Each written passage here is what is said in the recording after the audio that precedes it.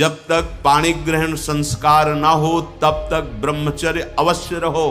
यदि उस समय तक ब्रह्मचर्य नहीं रहते तो तुम गृहस्थी को ठीक से नहीं चला पाओगे, वास्तविक अच्छे गृहस्थ नहीं बन सकते हो।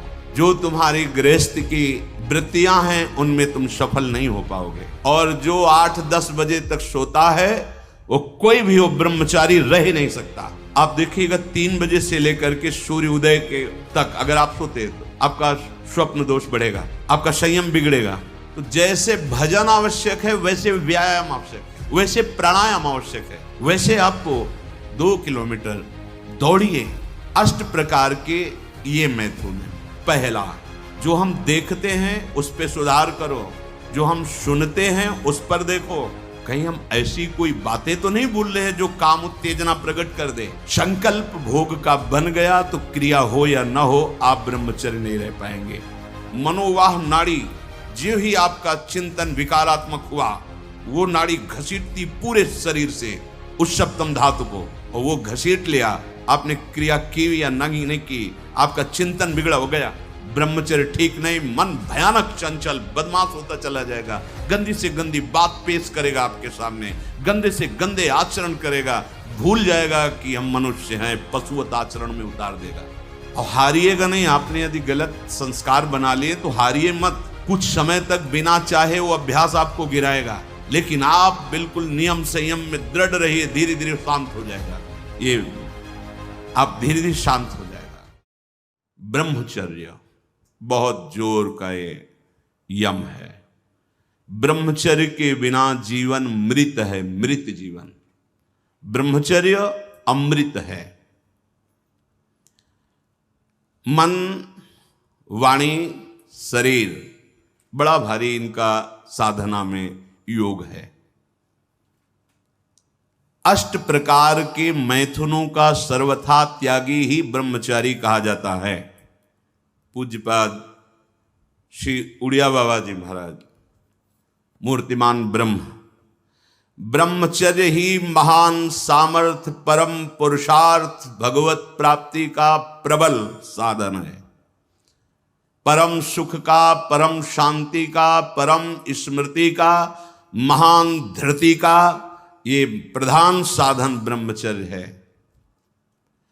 जो इस साधन से हीन है वो मृत हैं, खुद देख ले। स्मृति काम नहीं, शरीर में विशेष रजोगुण का प्रभाव, भोग वासना से जलता हुआ हृदय, छल कपट, आगे चलकर शरीर पीड़ा से युक्त हो जाना, बुझा बुझा स्वभाव रहना, हृदय में एक विशेष चिंता, कल्पनात्मक भय, विषाद और पशुवत आचरण, ब्रह्मचर्यहीन जीवन। जो ब्रह्मचर्य धारण करना चाहे, भगवत मार्ग में जो चलते हैं उनके लिए तो है ही, पर जो भी परम सुख, परम आनंद और लोक में उन्नति, परलोक में परम पद, उसे ब्रह्मचर्य अवश्य धारण करना चाहिए। वैरागी के लिए नैष्ठिक ब्रह्मचर्य, आजीवन ब्रह्मचर्य। प्रवृत्ति गृहस्थ मार्ग के लिए संयम पूर्वक ब्रह्मचर्य का बर्ताव करना। जब तक पाणी ग्रहण संस्कार ना हो तब तक ब्रह्मचर्य अवश्य रहो। यदि उस समय तक ब्रह्मचर्य नहीं रहते तो तुम गृहस्थी को ठीक से नहीं चला पाओगे, वास्तविक अच्छे गृहस्थ नहीं बन सकते हो। जो तुम्हारी गृहस्थ की वृत्तियां हैं उनमें तुम सफल नहीं हो पाओगे। व्यभिचार व्यक्ति का सर्वनाश कर देता है।